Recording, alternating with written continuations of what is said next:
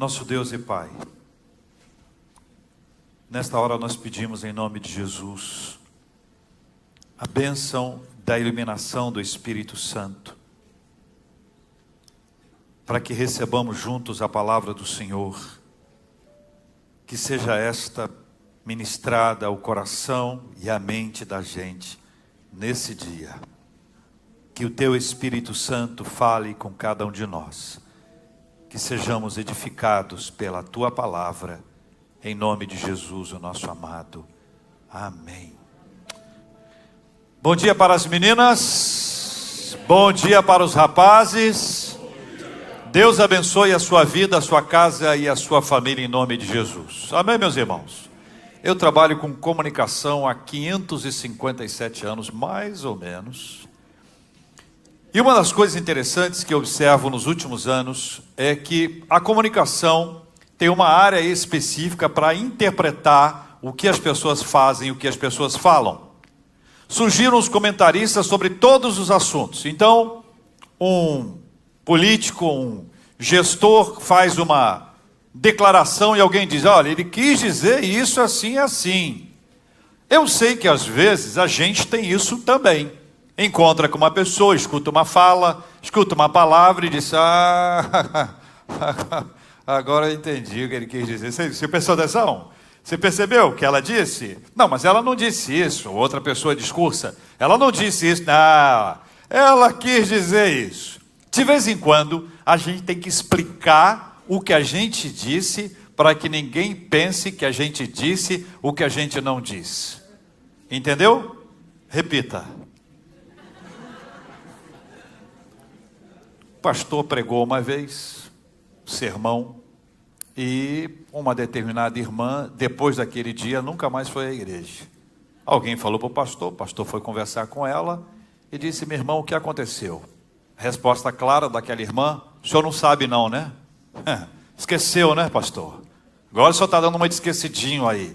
Não, minha irmã, eu não sei o que aconteceu. O senhor não sabe o que o senhor falou comigo? O senhor falou para mim? Minha irmã, pelo amor de Deus, o que eu disse, o que eu falei para a senhora? O senhor não lembra que o senhor me chamou de vaca? Aí você e eu, né, seres pensando, diziam, mas algum pastor, algum dia, chamou alguma irmã de vaca? Que história maluca é essa? E ele disse, minha irmã, pelo amor de Deus, o que é isso? Está repreendido, nunca disse isso. Disse sim, reverendo. O senhor disse e olhou para o meu lado. Tem um texto no profeta Amós, capítulo 4, que o profeta Amós diz assim, ó, vós, vacas de Bazã. O pastor leu o texto, só que na leitura, ele olhou, certo? E aquela irmã interpretou a fala do pastor como se tivesse sido para ela. Por isso que eu quero pedir que você veja o tema de hoje e o texto bíblico. Já viram? Ah, reverendo, o senhor fica aí meio neutro aí, agora eu entendi o seu lado. Estou entendendo o seu lado. Segunda carta de Paulo aos Coríntios, capítulo 13, versículo 13. Ih, pastor, agora eu entendi o que o senhor quis dizer. Aham, hein? A gente interpreta. Imagina que aquilo que não foi dito foi pensado. Mas eu quero dizer a vocês que 2 Coríntios 13, 13 tem nada a ver com o posicionamento político de ninguém. 2 Coríntios 13, 13 tem a ver com um texto maravilhoso que Deus reservou para a nossa vida hoje. E eu tenho certeza que você, embora não lembre de cabeça, o texto saiba exatamente o que ele significa. Quem achou, diga amém.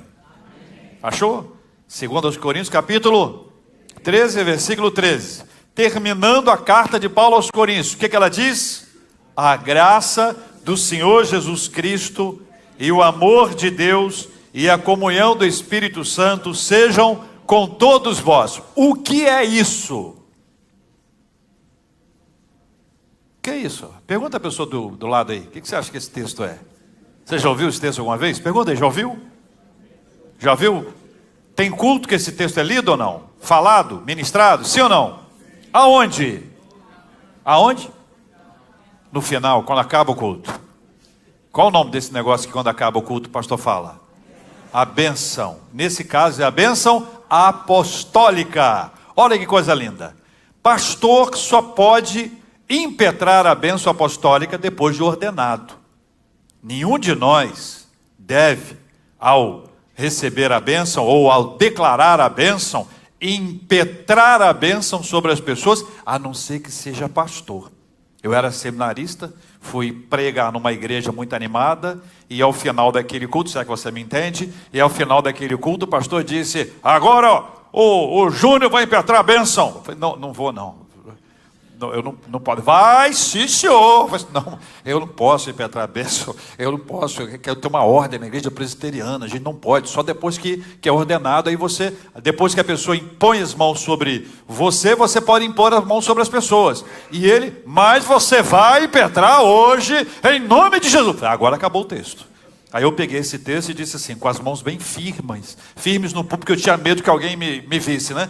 Que a graça do Senhor Jesus Cristo, o amor de Deus e a comunhão do Espírito Santo sejam com todos vós. A bênção. O que ela significa para nós? De uma forma muito didática, Deus reservou para nós esse texto em 3 etapas muito simples. A primeira, a graça. A segunda, o amor. A terceira, a comunhão. A primeira associada a Cristo, a segunda associada a Deus e a terceira associada ao Espírito Santo. Não há aqui nenhum grau de hierarquia. Então uma hierarquia, primeiro Cristo, depois Deus Pai, depois Deus Espírito Santo. Não há uma hierarquia. Há uma igualdade e uma diferença nessa economia das funções de cada pessoa da Trindade. Mas uma coisa curiosa, porque durante muitos anos as pessoas questionaram a divindade de Cristo. Ao ler esse texto, e você vê está em pé de igualdade com Deus Pai e com Deus Espírito Santo, você percebe que não se trata de apontar Cristo como um ser humano somente. Embora a gente saiba que ele foi 100% homem, 100% Deus. É uma expressão teológica, uma palavra esquisitíssima chamada união hipostática, que mostra essa ação divina extraordinária em Cristo, que pode ser ao mesmo tempo 100% Deus e 100% homem. Nesse texto há uma igualdade, o que mostra e aponta, que revela e que sustenta a divindade de Cristo. Cristo é Deus. No nosso caso a gente diz que Ele é Deus Filho. Veja, essa primeira arte que vai aparecer aqui, ela fala sobre a graça. Eu queria que você lesse comigo. A graça vem por meio de Cristo e assim nós conhecemos quem? A redenção. Essa é uma linguagem muito importante, porque nós conhecemos o plano da redenção a partir da graça de Deus sobre a nossa vida. E nesse caso, simplificada e de uma forma clara, exposta a graça do Senhor Jesus Cristo. Foi por meio da sua graça que nós encontramos a bênção da redenção. Sem que houvesse a graça de Cristo sobre a nossa vida, nós não conseguiríamos ser parte desse processo maravilhoso de Deus que nos insere dentro do plano da salvação, chamado aqui por nós de plano da redenção. Esse plano da redenção é aquele que nos arranca do império das trevas e nos transporta para o reino do Filho do seu amor. O plano da redenção é aquele que nos tira, nos afasta de todos os problemas de uma condenação espiritual, de uma condenação ao inferno, e nos coloca a caminho do céu para a glória de Deus em nome de Jesus. Plano da redenção. Veja comigo esse texto aqui. Leia comigo, por gentileza. A graça não é algo, mas é alguém. A graça é Cristo. Essa frase é do pastor Scott Hubbard. Ele declara isso porque dá a impressão que graça é uma coisa, que graça é algo. Mas essa colocação que ele apresenta, ele sustenta essa ideia da graça ser Cristo, porque todas as vezes que a graça é articulada nas Escrituras, ela é associada a Cristo. Quando Cristo chega na nossa vida, chega a sua graça. Quando Cristo chega à nossa casa, chega à nossa casa a sua graça. A graça de Cristo muda completamente a nossa existência, porque pela graça nós somos salvos. Então vamos ver isso mais adiante. Veja, é uma distinção importante entre misericórdia e graça. A gente confunde as duas coisas e chama de graça o que é misericórdia e chama de misericórdia o que é graça. O pastor Abraham Buff trouxe essa fala que é muito importante para a gente entender. Misericórdia é Deus não dar o que nós merecemos. Deus não dar o que merecemos. Por isso que a gente clama, misericórdia, Senhor, porque a gente sabe que merecia alguma coisa. A gente diz, Senhor, misericórdia. E graça? Graça é Deus dar o que nós não merecemos. Então, nessa análise das duas palavras, a gente já percebe, eu não mereço receber, eu recebo pela graça de Deus. A graça de Deus é receber da parte de Deus uma bênção extraordinária que nós não merecíamos. Não faz parte da nossa estrutura, não fizemos nada por merecer, não buscamos isso, nós somos alcançados pela graça maravilhosa do nosso Deus e Pai. Amém, meus irmãos? Mais uma aqui para a gente caminhar junto. A graça mostra quem somos, mas não nos deixa lá. A graça revela quem nós somos. A graça diz que eu e você somos pecadores. A graça diz que eu e você estávamos perdidos e fomos encontrados. Mas a graça não nos deixa lá. Não é uma questão de uma constatação. Ah, ok, agora eu sei que eu estou perdido. E agora? Ah, agora eu sei que eu estava condenado. Mas e agora? A graça não nos deixa lá. A graça nos leva. Leia comigo. Porque pela graça sois salvos, mediante a fé. Isso não vem de vós. É dom de Deus, não de obras para que ninguém se glorie. Você já deve ter me ouvido falar 500 vezes que nós não somos salvos pelas obras. A gente precisa repetir isso várias e várias vezes. Por quê? Porque nós estamos inseridos numa cultura religiosa que aponta para isso. Onde pessoas que fazem o bem, pessoas que têm um coração bom, pessoas que fazem boas obras, aparentemente essas pessoas merecem a salvação. A gente até pensa isso de vez em quando, até para dizer o contrário. Por exemplo, quando há o relato dos dois malfeitores que foram crucificados ao lado de Jesus, está lembrado dessa cena? Um à direita, outro à esquerda, está lembrado ou não? Um de cada lado. Eles foram condenados à morte porque eles mereceram a condenação à morte. Eles fizeram por merecer aquela condenação. Agora veja, um deles disse para Cristo, né? Lembra-te de mim quando entrares no teu reino. Jesus disse o que para ele? Você se lembra? Quem se lembra? Hoje mesmo? Não era isso. Hã? Hoje mesmo? Está no paraíso. Juntos. No paraíso. Aí nós dois, eu e você, sentados ali, olhando aquela ação, esse cara não merece. Ele não merece. Malfeitor. Foi condenado porque mereceu. E agora, depois de ter feito tudo isso, ele vai para o céu? Ah, isso é injusto. Isso é um absurdo. Você e eu. Você é mais calmo, eu mais tenso. Pergunta a você. É justo dizer que é injusto alguém, no final da sua vida, pela graça de Deus, ser alcançado pelo Evangelho? Quem somos nós para dizer que alguém merece ou não? Quem somos nós para dizer que essa pessoa que fez o mal a vida inteira, agora ela vai morar no mesmo céu que eu? Tem gente que não fala, mas pensa. Teve o que mereceu. Fez, está colhendo, vai arder no fogo. Estou sentindo até o cheiro do enxofre. Nós não somos salvos pelo que nós fizemos, nós somos salvos pela graça. Alguém que fez o mal a vida inteira, ainda assim, pela graça de Deus, pode ser tão alcançado quanto eu e você, que somos pessoas extraordinárias, não é verdade? Nós dois somos pessoas maravilhosas, nós somos pessoas incomparáveis, nós somos the chosen e os mais humildes. A gente não fala, mas tem gente que pensa. Eu e você somos duas pessoas que estavam no corredor da morte, para serem condenados à morte. E pela graça do Senhor nós fomos alcançados por essa graça maravilhosa que mudou a nossa vida. Amém, meus irmãos? É a graça do Senhor. Vamos ver a outra tela aqui juntos aqui. Veja, a graça nos encontra por não haver sido encontrado nenhum mérito em nós. Você pode ler comigo?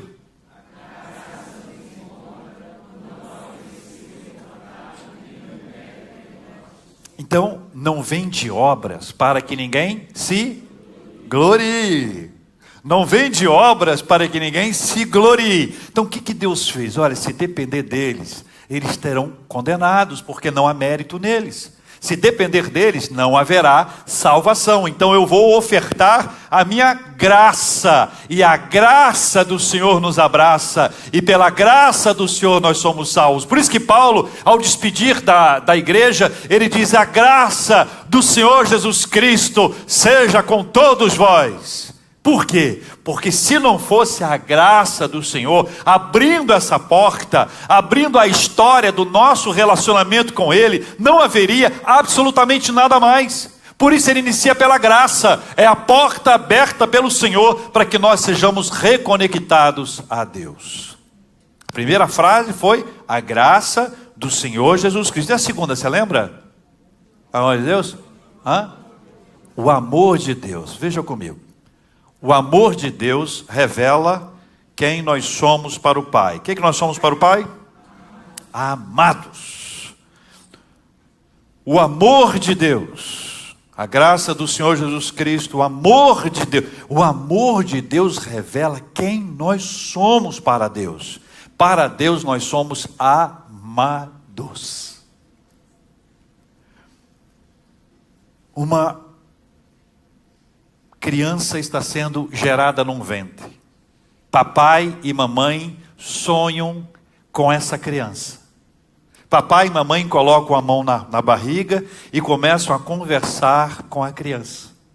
Papai e mamãe escolhem um nome para essa criança. E com o nome já vem até o apelido. Papai e mamãe pensam na decoração do quarto. Papai e mamãe escolhem um berço. Papai e mamãe escolhem cortina. Papai e mamãe escolhem coisinhas que vão ficar ali dentro para mexer com a criança, brincar com ela. Papai e mamãe escolhem as fraldas, lindas e maravilhosas fraldas. Escolhem a roupa, aquele pimpão lindo do Flamengo para sair do hospital. Papai e mamãe são meus, eu estou inventando meu papai e mamãe aqui. Você pode botar outro time no seu aí.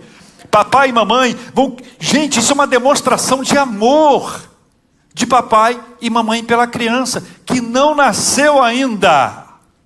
Não se sabe com quem que essa criança parece. Quando ela nasce, o pai diz: puxa vida, é a minha cara. A mãe, cansada do trabalho de parto, concorda, porque não consegue nem reagir. Depois que ela consegue reagir, ela diz: pelo amor de Deus, né, fulano? Pelo amor de Deus, é a minha cara. Quando vira adolescente, inverte. Ele diz: é a sua cara.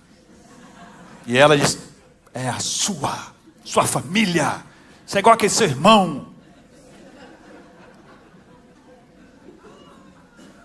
Uma criança que nós nunca vimos, nós depositamos sobre a vida dessa criança um amor gigante. Gigante. E dizem que ser avô é mais amor ainda, é algo mais intenso, mais forte ainda, que diz: meu Deus do céu, é melhor ser avô do que ser pai. Tem gente que diz: eu queria ter feito direto, já ser avô. Apressado, ansioso. Se nós, que somos falhos, pecadores, conseguimos amar um bebê que olha para a gente, não diz nada, só faz e dorme. Só faz e dorme. E a gente ama desesperadamente. Imagina Deus santo, poderoso, o todo-poderoso Deus que olha para a nossa vida e diz: você é pecador, você está condenado à morte, você não merece a salvação, mas eu vou te dar a minha graça e te revestir do meu amor. Eu e você, pela graça de Deus, somos amados do Senhor. Amados de Deus. Eu queria compartilhar com você um texto bíblico. Leia comigo aqui na tela, por gentileza. 1 João capítulo 4, versículo de 7 a 10, diz assim: amados, amemo-nos uns aos outros, por quê? Leia de novo. Porque o amor se origina, vem de Deus, procede de Deus. Todo aquele que ama é nascido de Deus e conhece a Deus. Continue comigo.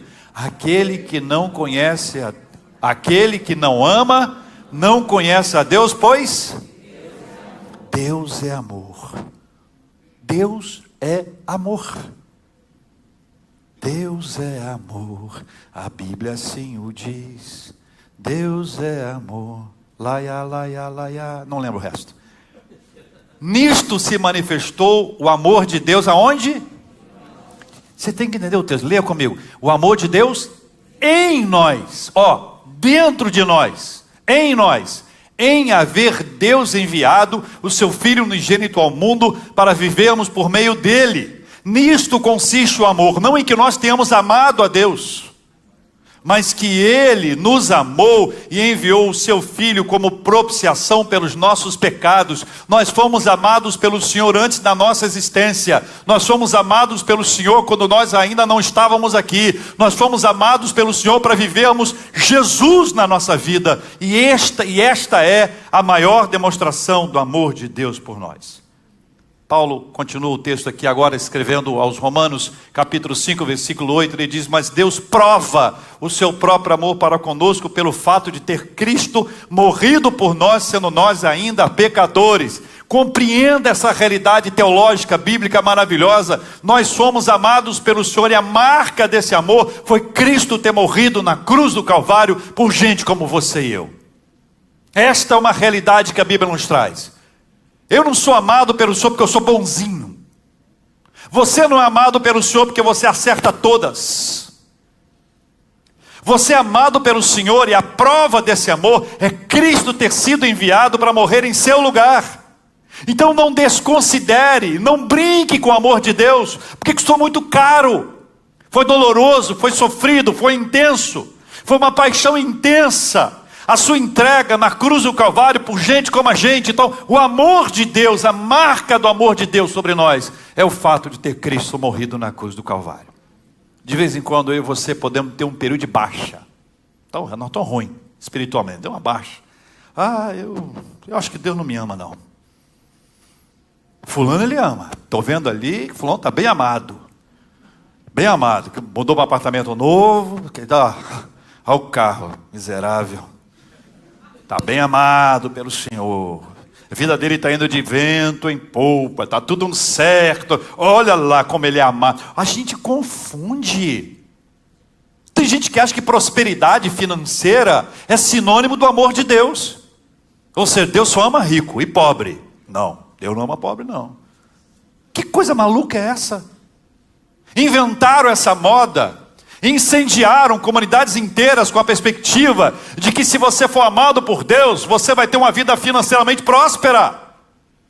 Então você tem um apartamento? Mais ou menos amado. 2, começando a melhorar.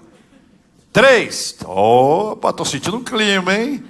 5 apartamentos, opa, amado de Deus. Um carro, ruim. Que ano é o carro? 90, 90, começa com isso aí, meu irmão, você não é amado por Deus, foi abandonado pelo Senhor. Tem gente que traz esse tipo de fala para sustentar uma hipótese que é chamada de doutrina da prosperidade. Isso é uma hipótese, isso não é uma teologia, isso é uma teoria que se estabelece em cima da fala de uma pessoa, ou de outra pessoa, com base em textos, frases isoladas. A prova do amor de Deus não é que a gente tenha saúde o tempo inteiro.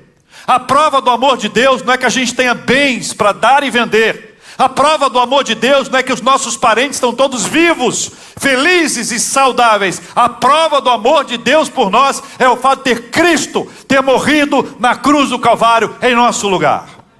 Essa é a prova do amor de Deus. Tem mais um texto que eu queria que você guardasse no coração.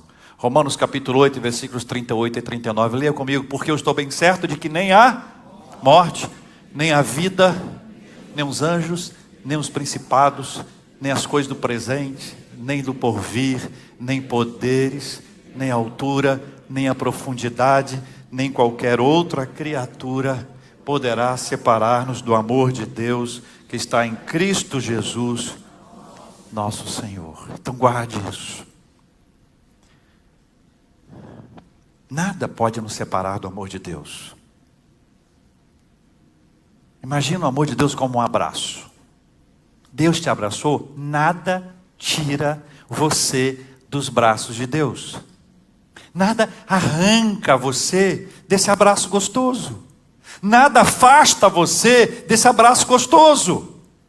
Sofrimento não é sinal de que Deus te abandonou. Deus está com você no meio do sofrimento. A chuva cai sobre todos, ou sobre a sua casa. Me diz uma coisa aqui, quando você sai aqui, descer a nossa escada aqui, lá embaixo, chegar lá embaixo, temperatura para você, 18 graus. Não é isso que acontece com você?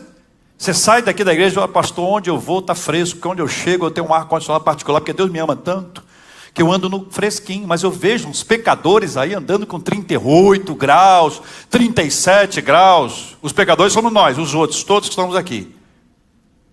A chuva, o calor, o frio, vem sobre todos. A luta vem sobre todos, todos nós passamos por luta, mas há uma diferença extraordinária. Nem na luta nós somos separados pelo Senhor. Ele passa o tempo da enfermidade, o tempo do luto, o tempo do afastamento, o tempo da dor, o tempo da ansiedade, da inquietação. Deus está conosco o tempo inteiro, porque nada poderá nos separar do amor de Deus. Mas eu gosto dessa parte do nem a morte.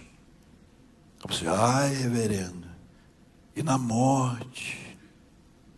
Como é que é? Quem for na frente vai saber primeiro. Agora eu posso assegurar uma coisa, que eu só digo o que a Bíblia diz. Tem gente que é curioso, quer saber. E no céu, nós vamos conhecer. Aí uma história maravilhosa, o marido que dizia para mim várias e várias vezes, que já tinha avisado a esposa, é até que a morte nos separe, hein? No céu não vou te aguentar, hein? Ela está sempre acompanhando a gente. Olha só. Quando a gente morre, vai chegar o nosso dia. Com 180, 190 anos mais ou menos. Nós continuaremos sendo amados pelo Senhor. Aí, amados plenamente.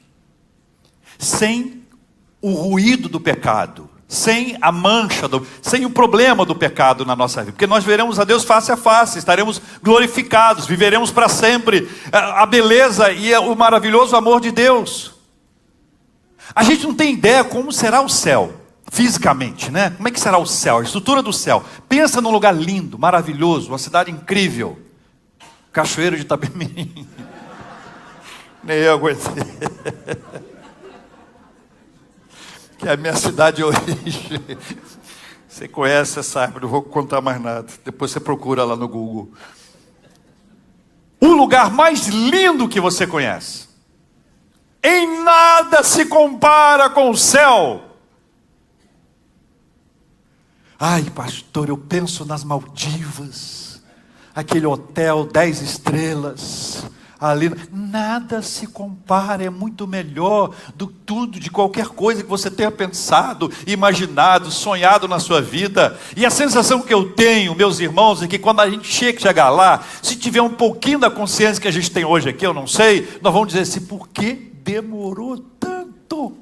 E eu fiquei lá agarrado, né? Imagina duas amigas se encontrando, eu ficava lá agarrado àquela vida, eu quero viver mais, olha que no céu é maravilhoso, eu devia ter vindo mais cedo. Nada pode nos separar do amor de Deus. Deus nos ama, Ele não muda de opinião quando a gente embarca, se é que você...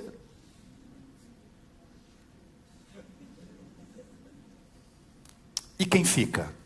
Quem fica é uma encrenca. Quem diz assim, não, a pessoa está num lugar melhor, está melhor do que a gente, essas frases, está melhor do que a gente, está tudo bem, está tudo certo. E a gente? Nada, nem a morte nos separa do amor de Deus. Significa o seguinte, que se você perder alguém especial na sua vida, não significa que Deus não te ame. Porque você vai se sentir mais amado e abraçado pelo Senhor. Eu posso dizer isso como um testemunho para a minha igreja. abraçado pelo amor de Deus, ainda que eu esteja vivendo um luto. O luto é parte da vida. Nada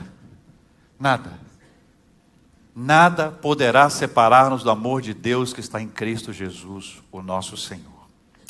Terminando, terceiro e último item, a comunhão do Espírito Santo. A comunhão do Espírito Santo é a vida partilhada com Deus e a igreja. Veja que Paulo começa: a graça do Senhor Jesus Cristo, o amor de Deus, que é o nosso Pai, e agora vem a comunhão do Espírito. Leia comigo essa frase aqui no centro da nossa tela. A comunhão do Espírito remove o quê? Solidão. Então presta atenção. Eu estou me sentindo só. Eu e você temos essas manias. Nós nos sentimos sós. É normal. Vive-se no mundo hoje uma epidemia de solidão. No meio da multidão, mas se sentindo solitário. Ok? Acontece? Acontece. Pode acontecer com você e comigo? Lógico que pode. Mas é preciso que a gente diga para a gente mesmo o que a Bíblia diz. A comunhão do Espírito Santo, ela desfaz essa ideia de uma solidão, de um abandono, de alguém que foi esquecido. O Espírito Santo não esquece de ninguém. Onde está o Espírito Santo? Me diga aqui, repita comigo, que me fala sobre. Onde está o Espírito? Onde é que ele fica? Onde é que ele fica? Vamos ver juntos aqui.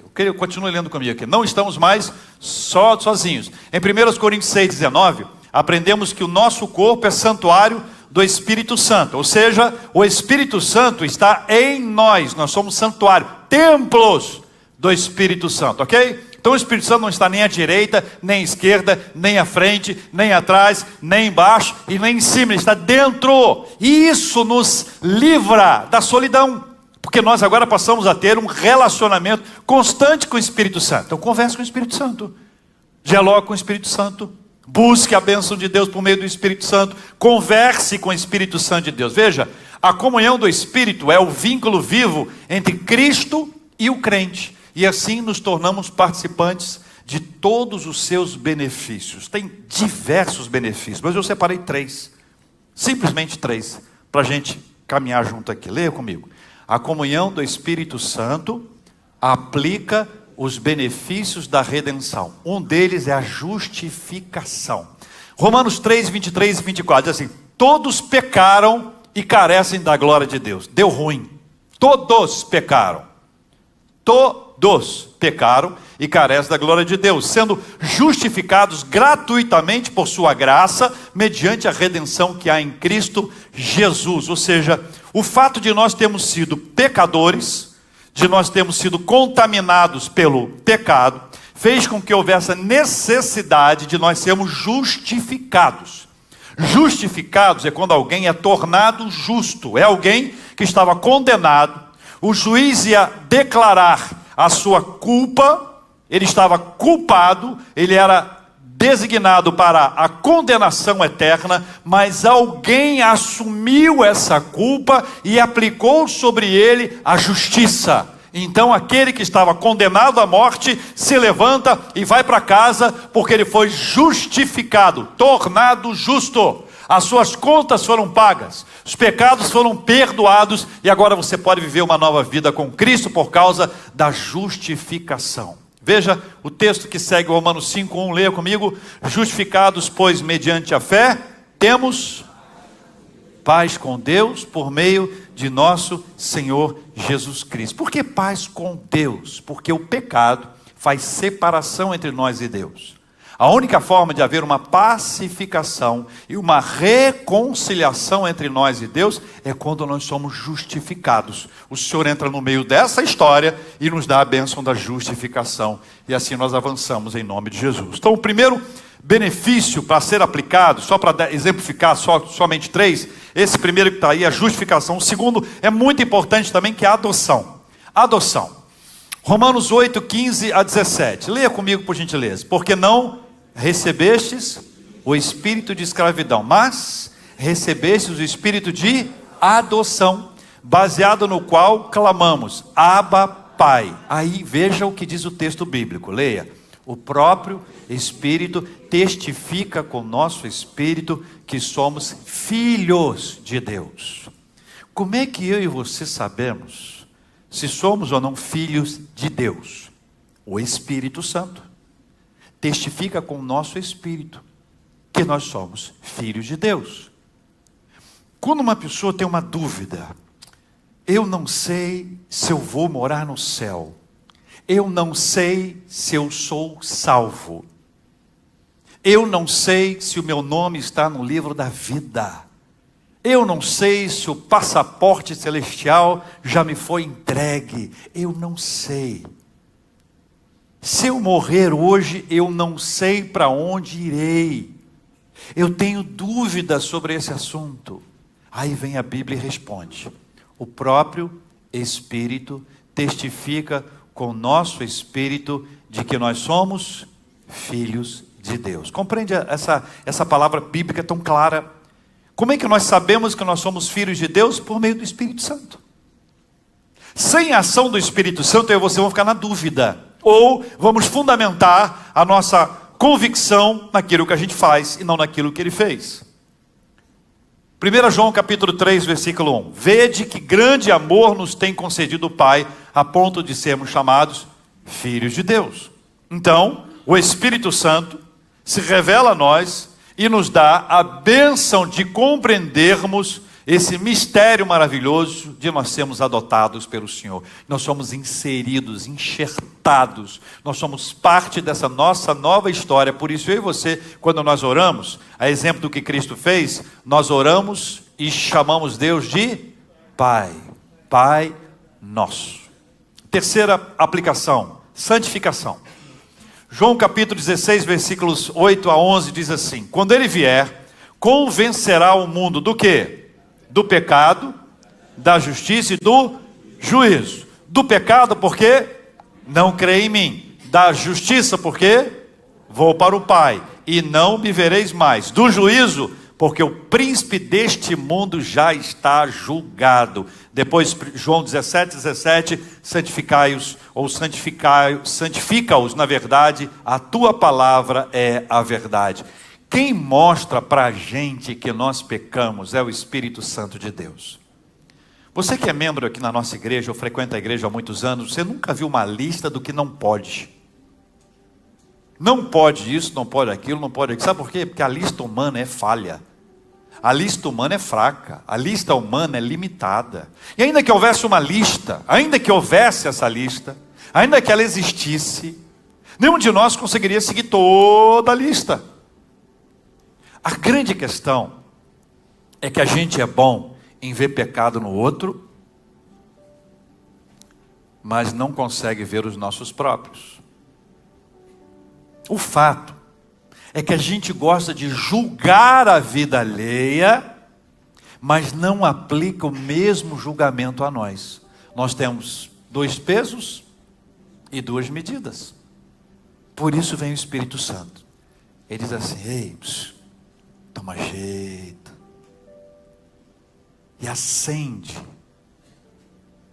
um holofote e mostra aonde estão os nossos pecados. E ele não só nos mostra, como nos convence que aquilo é pecado.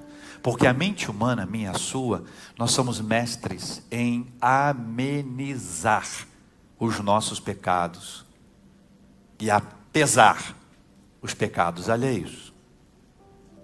Mas o Espírito Santo, ele diz assim: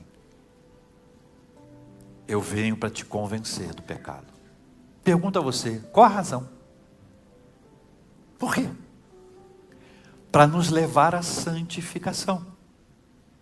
Para nos arrancar desse lugar e arrancar da gente aquilo que desagrada, aquilo que não glorifica a Deus ou aquilo que nos faz mal, e nos dar uma vida santa. Isso não quer dizer que eu e você não vamos pecar. Todas as vezes que nós pecarmos, o Espírito Santo vai nos dizer o que está errado comigo e com você. 3 benefícios da comunhão do Espírito Santo: justificação, adoção e santificação. Tem outros. Mas esses três, para deixar a gente mais fixado naquilo que o Espírito Santo de Deus faz na nossa vida. Você não está sozinho ou sozinha. O Espírito Santo dentro da gente nos consola, nos conforta, nos encoraja, nos dá autoridade para pregar em nome de Jesus. É o Espírito Santo que nos guia a toda verdade. É o Espírito Santo que intercede por nós com gemidos inexprimíveis.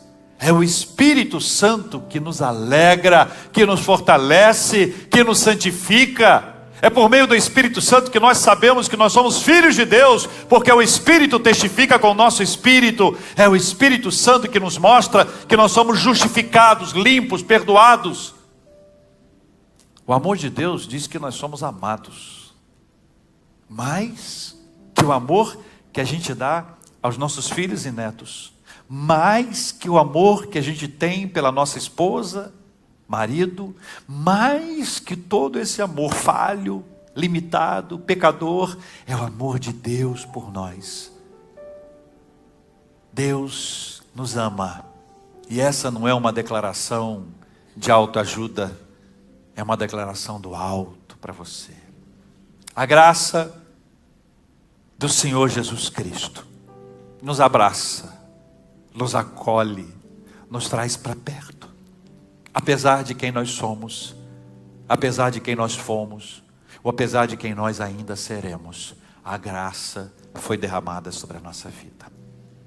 Chegou a hora da gente orar e pedir ao Senhor: Senhor, tenha misericórdia de nós, ajuda a gente nisso, porque nós somos falhos, pecadores, nós precisamos e muito dessa graça maravilhosa do Senhor sobre a nossa vida. A bênção apostólica, a bênção dos apóstolos, a bênção de Deus sobre nós. Se você quiser ser parte dessa oração, vem aqui à frente, nós vamos orar. Nós vamos orar pela saúde, nós vamos orar por consolo aos corações enlutados, nós vamos orar por sabedoria, nós vamos orar por direção de Deus. Pode vir, vamos orar juntos em nome de Jesus. Esse é o nosso tempo de oração. Venha, pode vir. Esse é o tempo de oração, onde nós vamos juntos buscar a bênção e a face do Senhor. Se você tem algo a agradecer a Deus, aproveite essa oportunidade. Venha para dizer: Senhor, muito obrigado por essa bênção. Muito obrigado. Outra vez, diante de ti, abro meu coração, eu clamo, tu escutas. Fazes cair as barreiras em mim, és fiel, Senhor, me dizes palavras de amor, esperança sem fim, ao sentir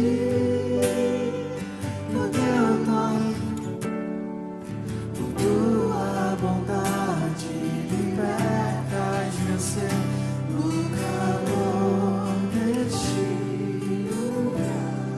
Nosso Deus e Pai, em nome de Jesus, o nosso amado, nós oramos. Que essa graça abrace a cada um de nós nesta hora, em nome de Jesus. A graça do Senhor Jesus Cristo. Que cada um possa ter a convicção, porque a morte de Jesus na cruz foi a maior declaração do amor de Deus por nós. Portanto, não é o que nós temos, o que nós não temos, que define o quanto somos amados ou não amados. O que define o quanto nós somos amados é o fato de ter Cristo morrido na cruz do Calvário por nós. Que o Espírito Santo, a comunhão do Espírito Santo, seja sobre as nossas vidas.